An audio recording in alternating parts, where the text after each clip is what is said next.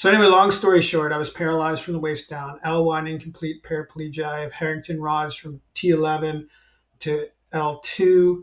Um, my L1 totally exploded, um, and it looked like, you know, I live in a small town at the time, Whistler.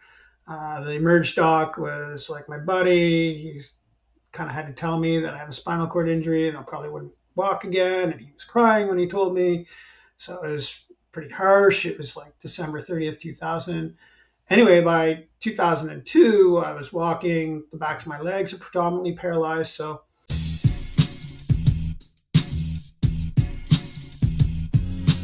Hi, everyone, and welcome back to Harmonia Podcast. Today, we are actually joined by a very, very special guest, Tyler Mosher.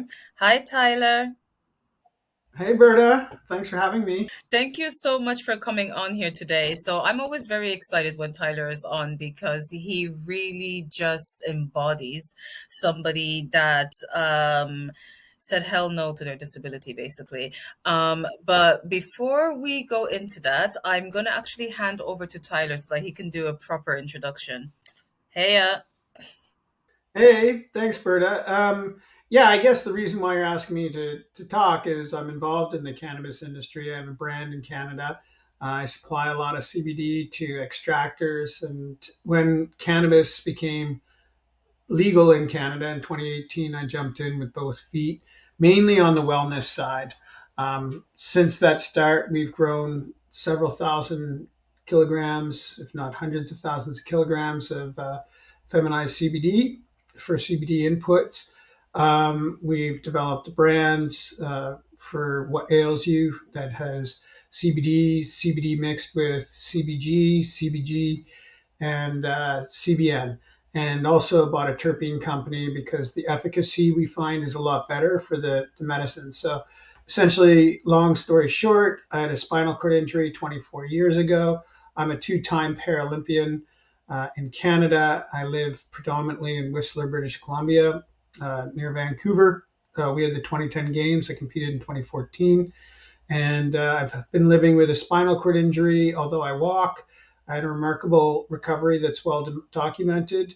And I've only used cannabis as a medicine the whole time. So I come to you with an honest heart about my belief in the alternative medicine that we're able to take advantage of through the cannabis plant or industrial hemp, depending on what side of the THC line you're on. So that's me in a nutshell. And I love dogs. And I live on a farm. I love dogs. Oh God, I'm a dog person too. What kind of dog do you have? I have a farm dog, so he's white and he's a Great Pyrenees mixed with a border collie. He's a mutt. I came home from New Orleans 2 years ago, and I hadn't had a dog for 2 years, and I've had dogs since '93 in my own. And I had to fight through two bears and a raccoon to get through my front door. And I was like, ah! And I phoned the lady down the street on the farm, half a mile down. I said, "Do you still have those dogs? Did you have a litter?" She said, "Yeah, I have two left." So I went down and hung out with these two brothers and picked one. So it was good. So I've got a good mountain mutt. It's like what I call him, Shep the bear dog for you guys on Instagram. I started an Instagram. There you go. And how old is he then? He'll be two, March 28th. I had him chasing bears at 5 months old. Oh, he's still a baby. Oh, bless him. Like, yeah, Canadian style, yeah. Get them ready. Um, but sorry, I digressed there. But just going back to what you mentioned actually, because I found it incredible how you mentioned obviously having a spinal cord injury, which we'll get into in a second, but I found it really incredible how most people would use cannabis-based medical products as a last resort medication. I'm one of those people, for the record. So to see somebody not use as a last resort medication, but actually as a viable treatment option and only have that option, I really want to know more about your experience around what are the kind of symptoms that it helped you manage, and yeah, just more about your experience around your I hate using the word disability because, we're handy capable, right? But just some more, yeah, you know what I mean. I sure do. Yeah, it's funny. I didn't know. I'm a bit naive to it, like because I would definitely think like some of these alternative plant medicines should be people's first go to, and if they don't work, then you go the opposite direction. You know what I mean? And a lot of the times people have to realize that it's not for everyone. Just like if I was in a hospital and they're hitting me up with morphine, it just other people they like conk out and they're pain free. It just makes me agitated, and maybe I know that, and that's why the cannabis works really well. A lot of cannabis makes a lot of people fall asleep. Me, it wakes me up, right? Like I can't have anything right before I go to bed because I'll toss and turn and think about all the world's problems, try to save them and whatnot, but solve them, I should say. But the long and short of it is cannabis and cannabinoids work for me. I had my spinal cord injury in 2000. Um, Obviously, I've been using cannabis for a long, long time before that, more on the recreational side. I played rugby for 14 years, American football for 10 years. I snowboarded at high levels. But when I had the spinal cord injury, what I found worked for me was cannabinoids. And so I was using that self-medicated, worked really well, tried to figure it out. And then I started getting drug tested because I was training to be a Paralympian. Where I live in Whistler, got awarded the games in 2003. By 2006, I decided to pursue the sports, and I was getting good and doing World Cups, and I started to get drug tested.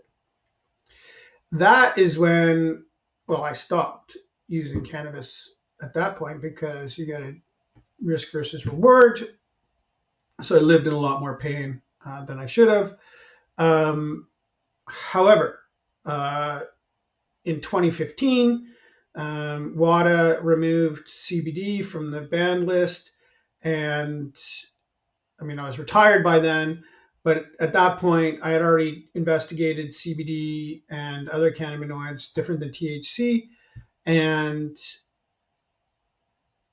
with Canada legalizing the cannabinoids and their sales going into 2018 and 2017, I dove deep and started looking at all the different opportunities to develop products. What does it take? And in 2018, joined up with a fella, and we got $170 million worth of contracts to supply industrial hemp for CBD to a lot of the Canadian licensed producers. We thought that CBD would go the way that the United States have went underneath the Farm Act, but Canada kept it as the same as cannabis as an afterthought. And we're still in this sort of what I call regulation purgatory here in Canada with respect to minor cannabinoids. But I know a lot about CBD and minor cannabinoids and THC and the different deliverables and what works for me. So say, for example, I don't like smoking. Per se, I've, smoked, I've made cookies, I've created vapes with our company, soft gels, tinctures, all that stuff. For me, I just take soft gels. So as much as I don't want to say I'm a pill popper, I love my CBD soft gels. I've had one already this morning, 50 milligrams. It's 9:35 this morning. I'll probably have 3 of those today. And then, after I'm done work, I take my 10 milligram THC soft gel. I know the product. I know where they're from. I know the guy that makes it. I sell them the CBD. I'm using my own product. and it's great. I love it. Um, and you combine that with good exercise, which is difficult to do, and it's been more difficult now for me. But the exercise, as much as we, and I use the word exercise cautiously, but as much as we use these alternative medicines, if we're not helping ourselves, they won't help us. So it's just movement, stretching. When people get older, like as much as it hurts, it's like working through that pain, working through that movement. And I find that CBD really enables me to do that a lot better. And it's learning how to use it. So, I've had this conversation about CBD with lots of people. They're like, oh, it doesn't work for me. Nothing's a magic bullet. But the thing is, with CBD, you've got to cumulatively take it for 2 or 3 weeks, and then you take a journal, and then you realize, because if you're not taking THC, you don't feel high, right? It doesn't do anything. But all of a sudden you realize, I don't get anxious anymore. Like that edge is taken off when my heart rate goes up. It's like, hey, everything's cool. Let's have a conversation about this, even if it's personal and you might get anxious or doing a speech or something like that. Oh, hey, my sleep cycles are a lot better. I'm better rested in the morning, which means a huge amount to your system. And a lot of people with chronic pain, it's swelling, it's stuff like that. And it's identifying the source of the problem. And I just found for my problems, utilizing the endocannabinoid system, that's a big word, excuse my accent on that one, the ECS, as they like to say, um, I've found a great sweet spot. And then worldwide, I think industrial hemp and CBD and the minor cannabinoids is going to be a massive um, supplement to be added in everything from creams to soft gels to, you know, perfumes and terpenes and sprays. And there's a plethora of things to do now that the information is available to everyone through the internet. Over the last decade, we look at the advancements since 2010 in the access to information and sharing of knowledge. And then, the very realisms of people getting their hands in the dirt again, right? In a lot of places of the world, you can grow your own plants. I mean, it's not rocket science. Like I don't think someone should learn how to use butane extraction. You might kill yourself doing that, but nonetheless, if you stay pretty close to the plant, you can do a lot for yourself. And there's great products out there, and I think the cannabinoids are a great first starter for a lot of people who know what they're doing or have used it recreationally previously, or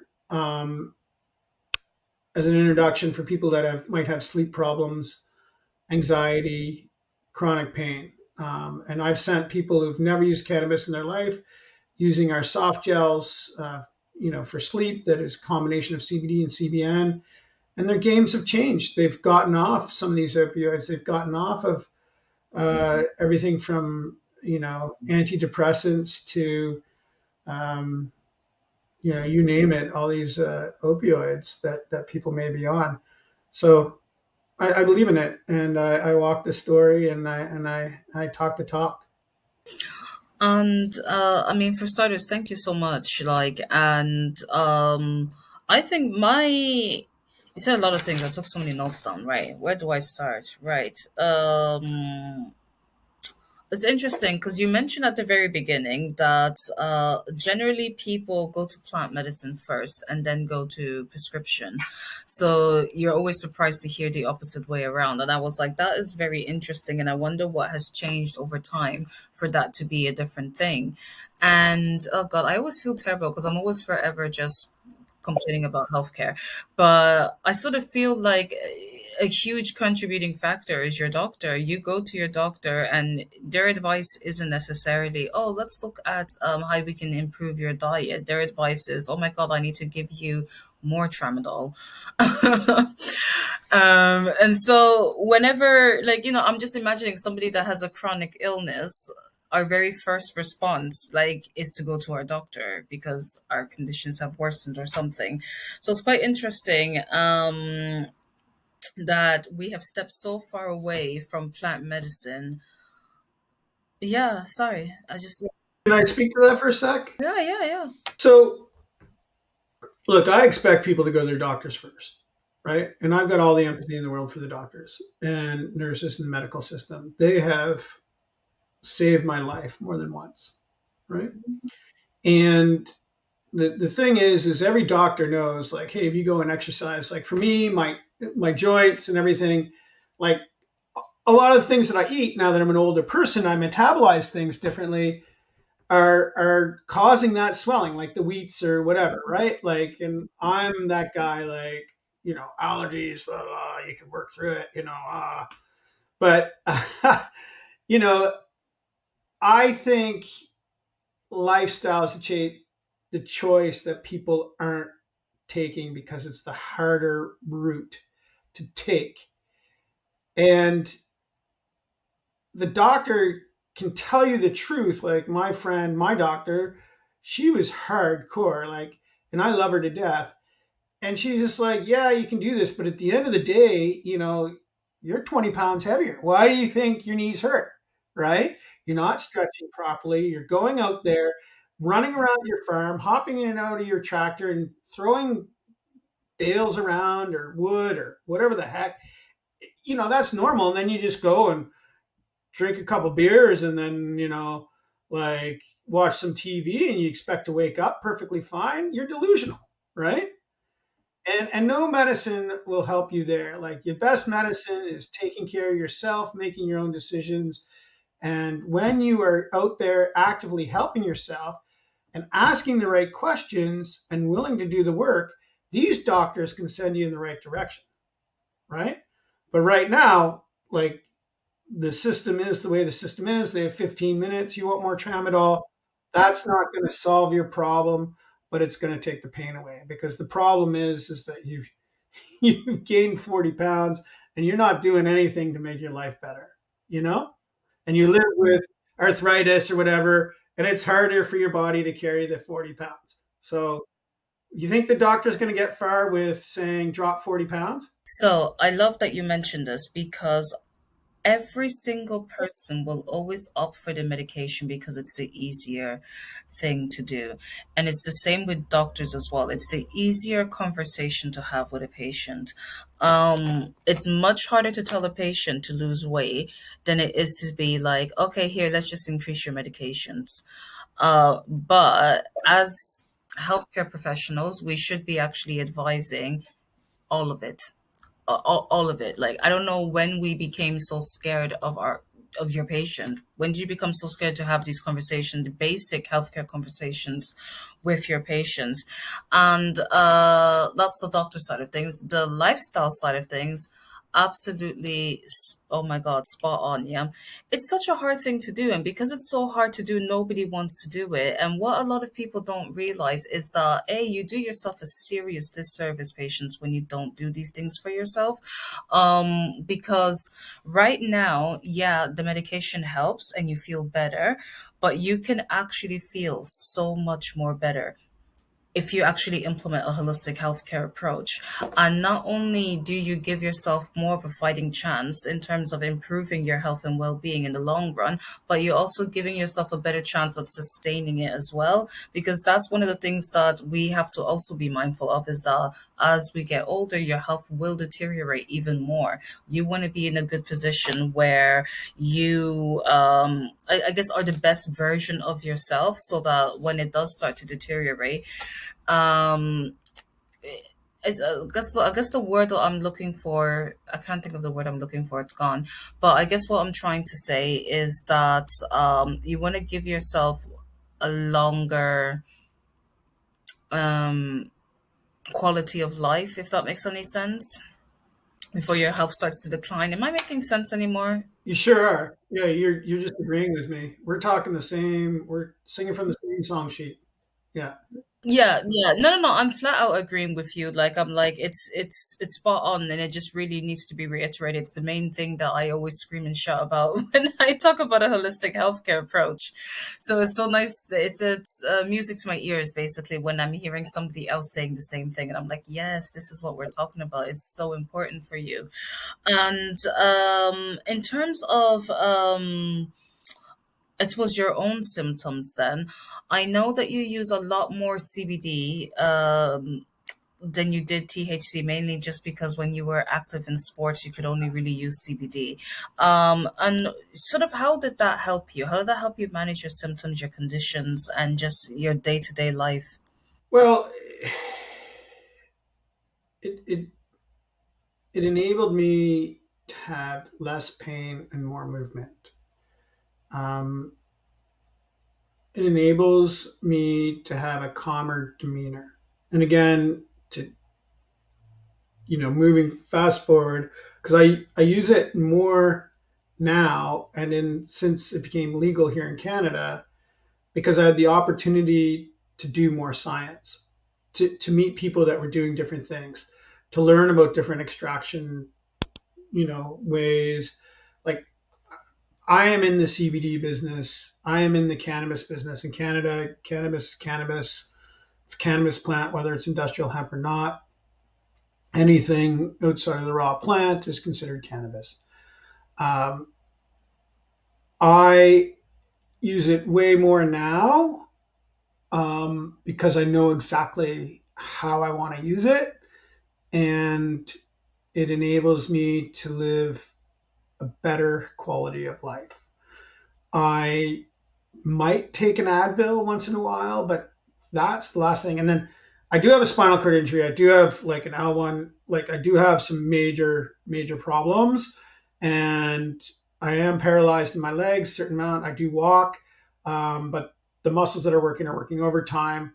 And I just have found that this gives me that extra little supplemental edge and takes on the other side takes the edge off.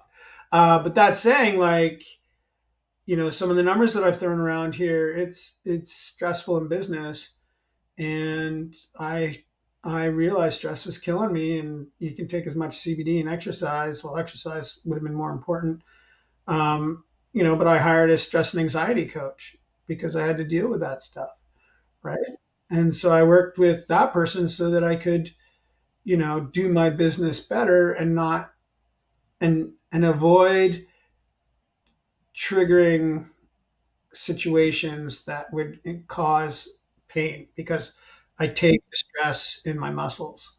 And identifying the root cause of your pain is a big situation there. But like now I know, like in the afternoon, if I want to take CBG and it was affordable and easily accessed, the CBD and CBG combo really works, and I've figured out the dosage, right?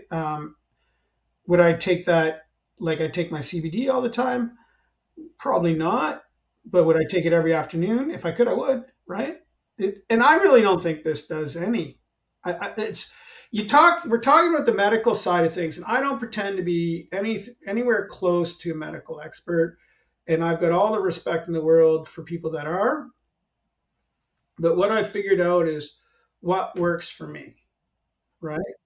And I need to take care of myself, and I have to learn how to ask the right questions.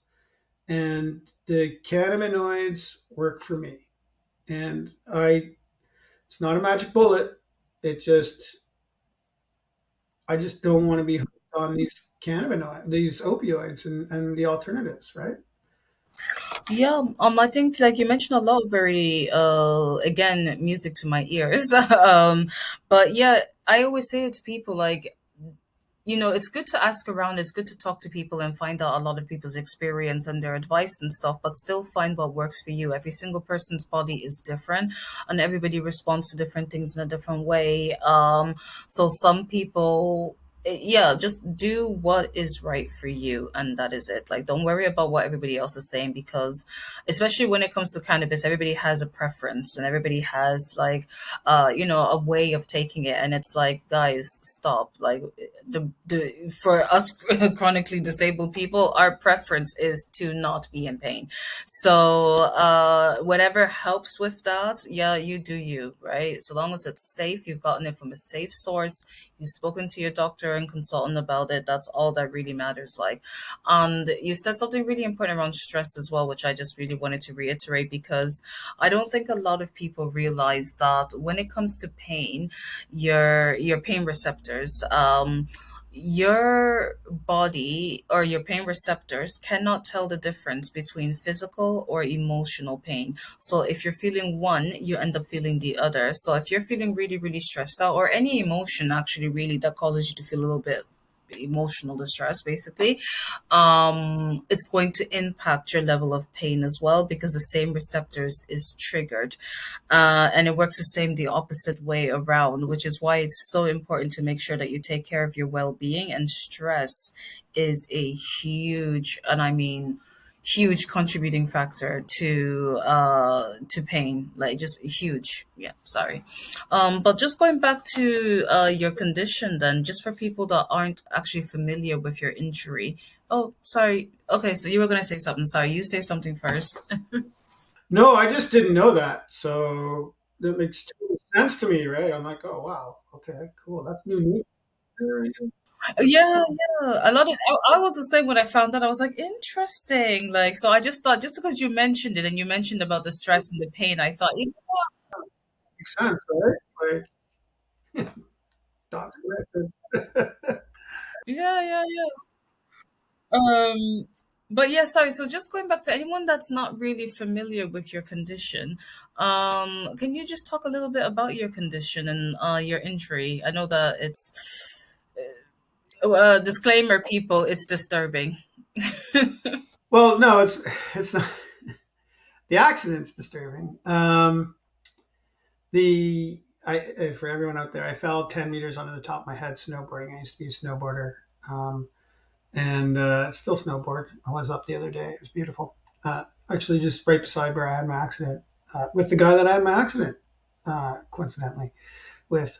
He was one of the four people. So anyway, long story short, I was paralyzed from the waist down, L1 incomplete paraplegia. I have Harrington rods from T11 to L2. Um, my L1 totally exploded, and it looked like, you know, I live in a small town at the time, Whistler. The emerge doc was like my buddy. He's kind of had to tell me that I have a spinal cord injury and I probably wouldn't walk again. And he was crying when he told me. So it was pretty harsh. It was like December 30th, 2000. Anyway, by 2002, I was walking. The backs of my legs are predominantly paralyzed. So below L1 is the level. But I had this miraculous, like, what happened is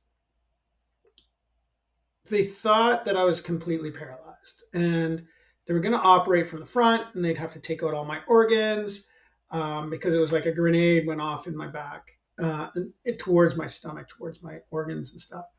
And they wanted to get everything out, and it was too dangerous. My aorta was in the way, so, or artery, whatever. I'm not a doctor. So they went through the back, and I guess I wasn't completely paralyzed. They put me back together. They told me I was completely paralyzed or likely to be. And then one day I had a movement, and then, I learned to walk. I didn't give up.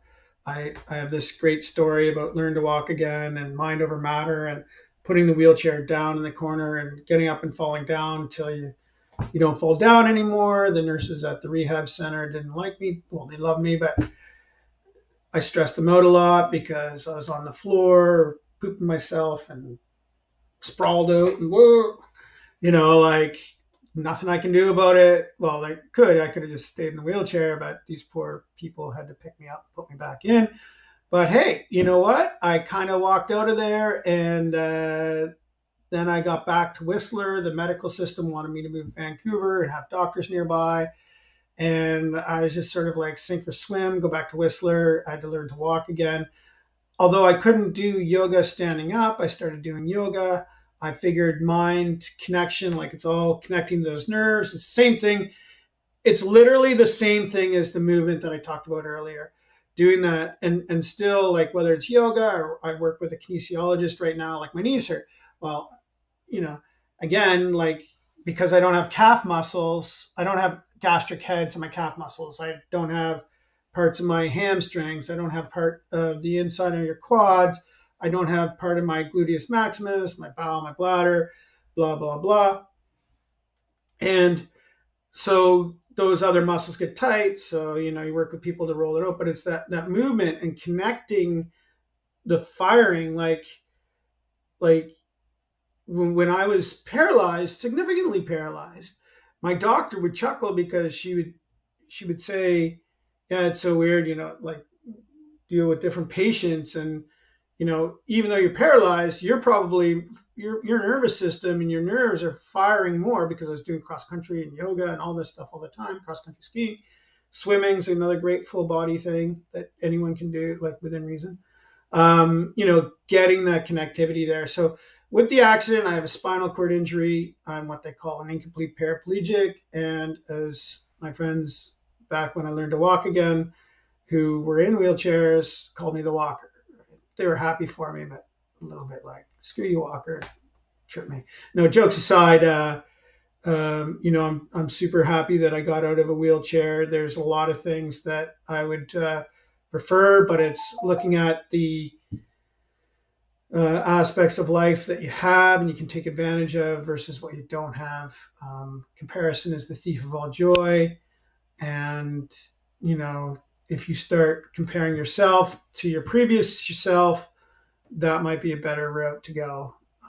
And trying to look at the positives. And again, it's the mindset. And I'll be the first to say I've had my dark days. And, today even started out as a busy day. And I just had to be like, all right, man, what am I grateful for?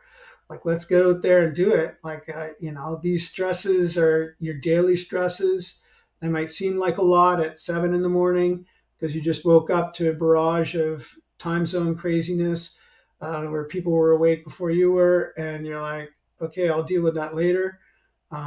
Set some wheels in motion.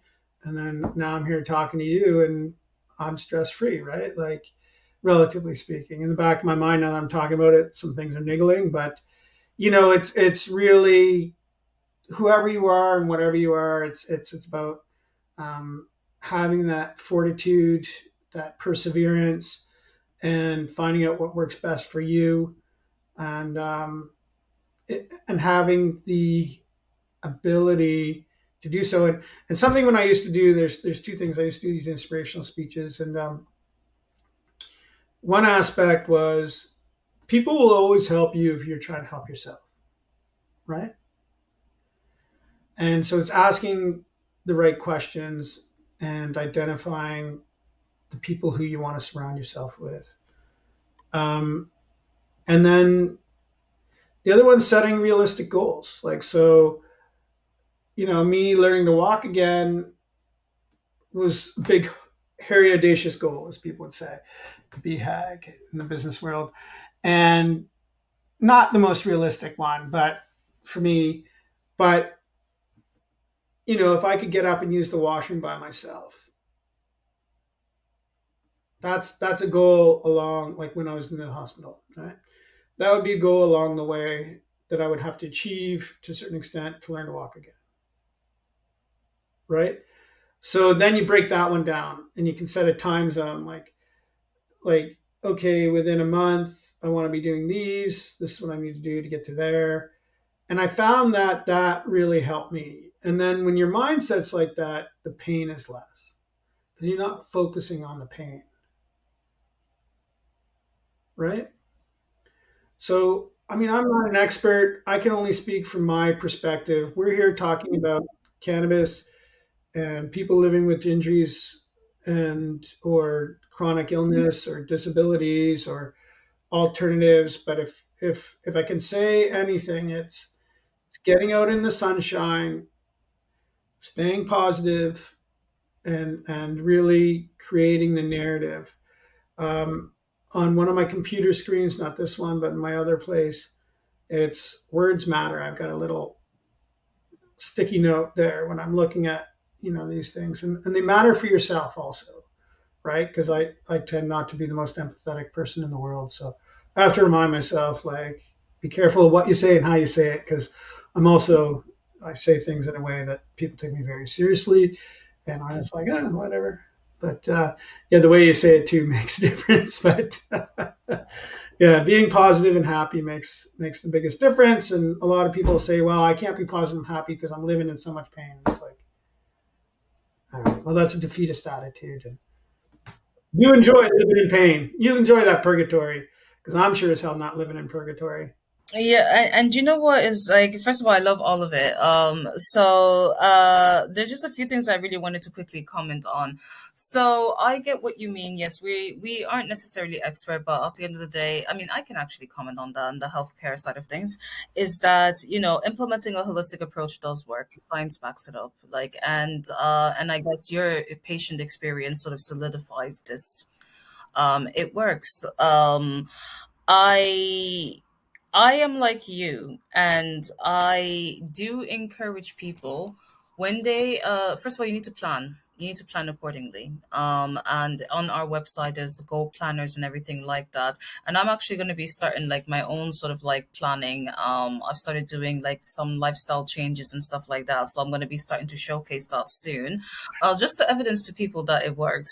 That's just me being a little bit stubborn, yeah. But it's important as well for us to be a little bit bold, right, when we're doing our planning, like, and just like, be realistic with yourself. So when I'm planning stuff, I'm like, okay, I'm told by every single person this is not going to work. So in my mind, I'm going to have the sort of like, the baseline will be, okay, this might not work.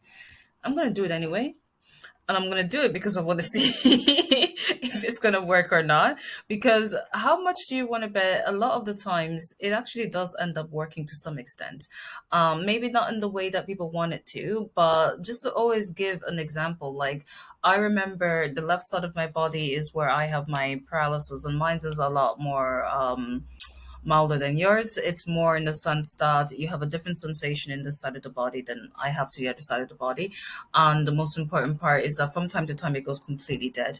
And there was a time where the sensation, like, it was so weak, numb, heavy, I could barely lift it all the time.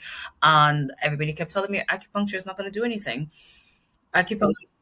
Yeah, yeah, but acupuncture is the reason why I can now close my hand and squeeze, and don't like, sometimes be take that risk, basically, because you'd be surprised on how it could work. Because a lot of the times as well, that when people give you advice, they give you advice based on their knowledge, their experience, their background. And for them, they may have tried it once or twice and it didn't work, or they may have heard somewhere that it didn't work, but they don't actually know, like, whether it works or not. And I'm talking about healthcare professionals told me this, just to be clear, that it will not work. And it worked. And then the second step was, I was told, oh, you might just be on your walking stick forever. And I was like, there'll be none of that. And did, again, like yourself, pissed off a lot of my physiotherapists, because I was like, yeah, don't give me the childish games. Like, hit me with the real stuff. Like, but again, because I pushed myself, I feel like I got the benefits. Again, I'm not trying to say that this means every single person is going to have this experience. But what I'm trying to say is, push yourself a bit. Maybe not push yourself, challenge yourself a bit. Challenge yourself a bit, because you might be surprised at what you can accomplish. That's my long rant over. So, sorry about that. Well, our stories are very similar, and you use the rest word, it's stubborn. But again, if you're surrounding yourself with people that don't prop you up, it's going to be more difficult. And you've got to you can set the big goals, but you've got to backtest to get to them, right? So I didn't really know how to cross country ski when I wanted to get to the Paralympic Games. And Whistler was given the games in 2003. I maxed in 2000. And because I couldn't walk in the snow, I had a dog at the time. I Dakota, great dog. I had to. I was like, well, how do I walk in the snow? So I was like, snowshoes. I can't really walk on my legs. I don't have enough. At that point, I didn't have enough ability, and so I learned to cross country ski to get those skis on me, and then you know you learn what that's all about, and then living with a paralysis, I was like, oh, this is a great opportunity to do that, and then we I got back on the snowboard, and set different goals for that, and I was able to persevere and be stubborn, and I get it. A lot of the people that like you said it best, that even the medical, they're like, it won't work. What people don't realize is like there's legal liabilities, right? That the professionals have, and if they know something works, that's what works. That's all they can say. So I always learn how to ask the right questions the right way. So if I was dealing with a physiologist and spinal cord injuries, he's got to go with this is tried and true, or she, and so I would talk to different people doing different things, and then I would say, if you're a betting woman, what would you think? Like, let's change the narrative there. Not like you've got to tell me what's true. What's true is tried and true. What that means is peer reviewed, blah blah blah. Right now, lots of different things work for different people. However, have you heard that this works for other people? Well, for 20% of the people. Oh, well, maybe I'm 20% of the people it works for, right? Like that's a different question, right? And then it's like, if you're a betting person, what would you do? Or what would you do if this was your child, right? So you change the narrative of the question that you're asking to the professionals, right? And then you've got to measure risk versus reward, right? So if people are like, oh, this will kill you, oh, how long will it kill you? Well, 30 years. It's like, well, I'm fucking 70. Oh, sorry. I'm 70 years old, and like, I don't want to live like this, right? From the last 30 years, right? Like, the risk versus reward, I can take a higher dosage of this, or I can take less of that, or I can go do this, you know, and the reward's way higher than the risk. And a lot of people don't do that math, right? And that is a brilliant note to end it on. I like to leave people with something to think about. Everybody, thank you so much for joining us this week. Tyler, thank you so much for joining us here today. My pleasure, Berta. It's been such a great opportunity to meet you and share our learnings. One day we'll all look back and the world will be a different place, and we're making some good out of it, hopefully. Fingers crossed, man. And for anybody who is interested in any of the work that Tyler is doing, the links will all be in the description section of this video. And we look forward to seeing everybody next week. Bye. See ya. Happy New Year.